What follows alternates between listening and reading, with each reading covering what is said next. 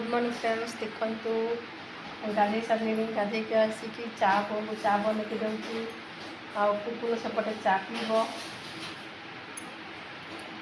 चलते देखा बो कौन देखिए चा पीछे देखो ये बो काले रुटी थिला रुटी आ चा पीछे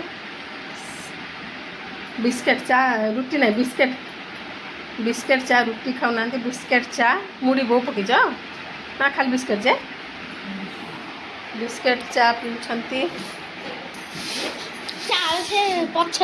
देखो गिनारे चा पीऊँगी आउ ट्यूशन सारी कहलानी गिनारे चा पीब गिना आनिक फैन लगे चा पीब चा पी सारे जाऊँ बर्तमान लोक मैंने स्पून रे चा पीती से पीती कि से स्पून रे सूप बिला भाया चा पीऊँगी ताकू चाटा चा भाया पीऊनी सूप भाया पीऊँगी ठंडा हो गलानी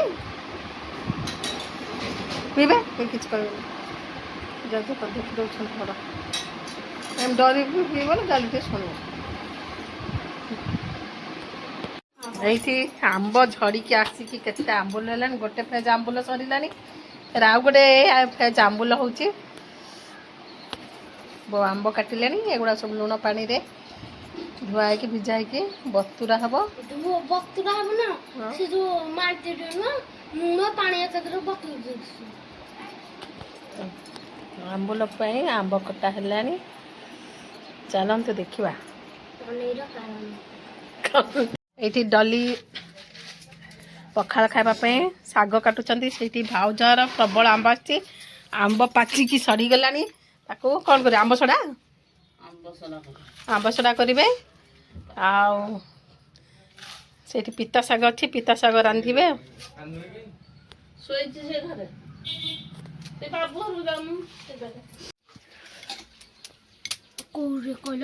कौ गाँ के जानू जानी मुझे कौ गाँ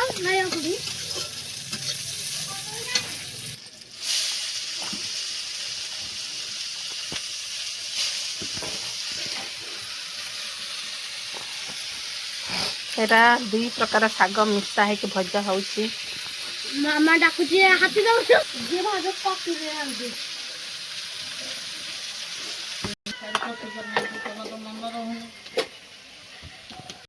देखंतु ये होची गोटे प्रकार शाग आपको तरकारी बनेबे आज डली हर आलू पकई करबो कि रोटाई होची प्रथम तेल रे सोरिष पड़ला ए झुंपुड़ी शाग को तेल रे आलू आ झुंपुड़ी के मिसेकी भजा जाउचे एटा झुंपुड़ी गछर फल किंतु आको शाग कहउचंती फुटुची मंजी फुटिकी पड़ा हाइट टच फुटुची बाण फुटला फुटिकी पड़े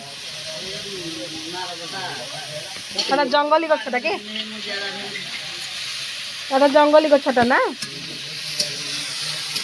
देखो यहाँ प्रथम तेल भजा हो गला आपको मसला देके रोषे कराब देखु ये हूँ गोटे प्राय गाँ टाउन लोक मैंने शाग को जानी नथिबे एटा केवल गाँ लोक मैंने शागर स्वाद रोषे जानती यार ये बहुत रेयर रे मिले यार रेट हूँ केजी 50 टंका एतक 50 टंका देके अणाई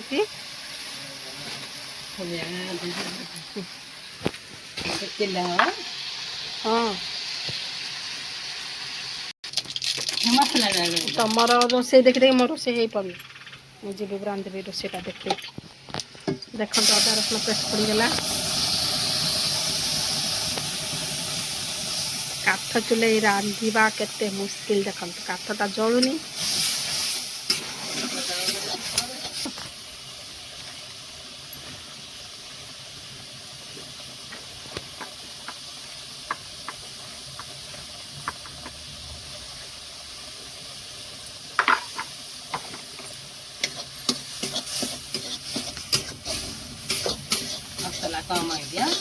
ना मसला अधिक हो मसला कम हम कड़े शाग आलू के जे तो जुग जुगिया कर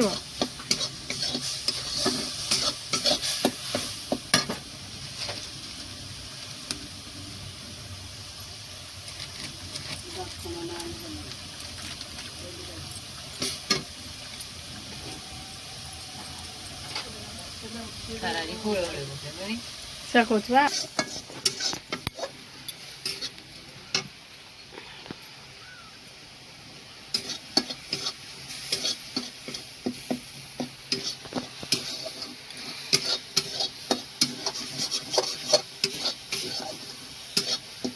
ବାଦାମ ଟିକେ କ'ଣ କରିବି।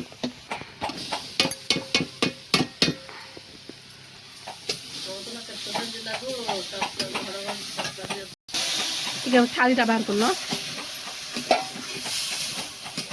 ଦେଖନ୍ତୁ ଏଇଟା ଏଇଭଳି ଝୁକୁ ଝୁକୁ ହେଇଗଲା। କଷିକି ପାଣି ଟିକେ ଦେଇଦେଲେ ଏଇଭଳି ରୋଷେଇ ହେଇଗଲା। ଦେଖନ୍ତୁ ଝୁମ୍ପୁଡ଼ି ଆଳୁ ତରକାରୀ। ଏଇଟା ଆଳୁ ତରକାରୀ ଖାଇଲା ଭଳିଆ ଲାଗିବ କାରଣ ଶାଗ ସଂଖ୍ୟା କମ୍ ହୋଇଯାଇଛି।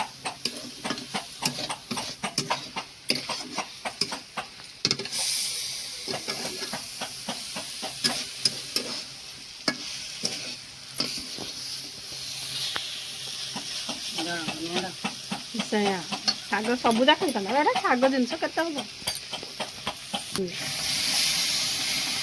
ଦେଖନ୍ତୁ ଇଏ ହେଇଗଲା ତରକାରୀ ହେଇଗଲା ନା ସରିଲା। ପାଣି ଜୁଗୁଜୁକିଆ ହେଇଗଲେ ହେଇଯିବ ଝୁମ୍ପୁଡ଼ି ଆଳୁ ତରକାରୀ। ଆମେ ଯିବା। ଦେଖନ୍ତୁ ଏବେ ମୁଁ ପନିର ତରକାରୀ ଏଠି ପନିର ଫ୍ରାଏ କରି ରଖିଦେଇଛି।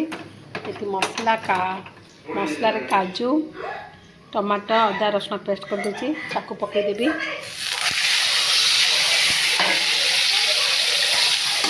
ସେ ଭାଜି ଦେଇଛି ମସଲାକୁ ଭାଜିକି ମୁଁ ଗ୍ରାଇଣ୍ଡିଙ୍ଗ କରି ମସଲାରେ କାଜୁ ପଡ଼ିଛି।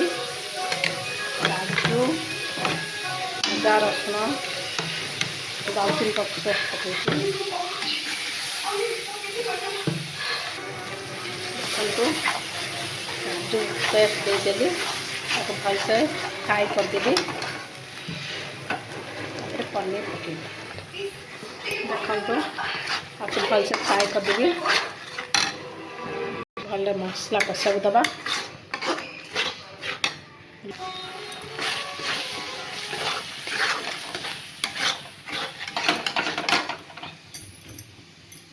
ମସଲା କଷି ହେଇଗଲା। ଏବେ ପନିର ପକାଇଦେବା। କଷିକି ପାଣି ଦେଇଦେବା।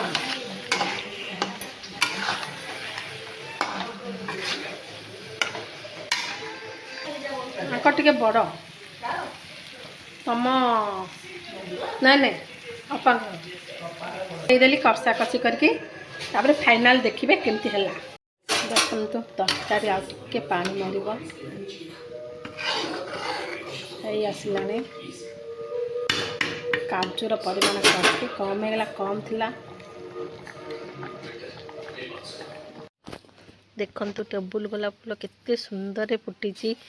ମସ୍ତ ଫୁଟିଛି। ଗଛଟା ବି ବହୁତ ସୁନ୍ଦର ଦେଖାଯାଉଛି। ଆଜି ବହୁତ ଫୁଟିଛି।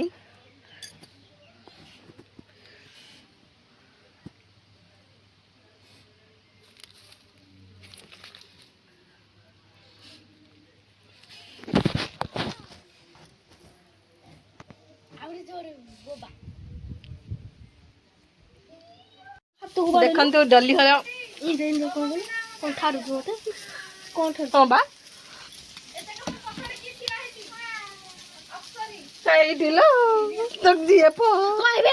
ଡଲି ଘର ବର୍ଷା ପାଗକୁ ମସ୍ତ ମାଛ ଭଜା ହେଉଛି। ପଖାଳ ଭାତକୁ ଆଜି ହବ ମାଛ ଭଜା ଟିଏ। ଏଇଟା କି ମାଛ? କି ମାଛ? କେରାଣ୍ଡି ଖାର ପାଣିଆ ମାଛ। ଦେଖନ୍ତୁ ଏଇଟା ଆଜି ଗରମ ଗରମ ଭାତକୁ ମାଛ। ଦେଖନ୍ତୁ ବିଲେଇ ମାନଙ୍କର ଉତ୍ପାତ ମଲେ ଦିଟା ଯାକ ମଲେ। ହଁ ହଁ ଜିଏଫ୍ ବିଏଫ୍ ଅଛନ୍ତି। ଦେଖନ୍ତୁ ଏଇଠି ମୁଁ ଭାତ ଦିଏ ବର୍ଷା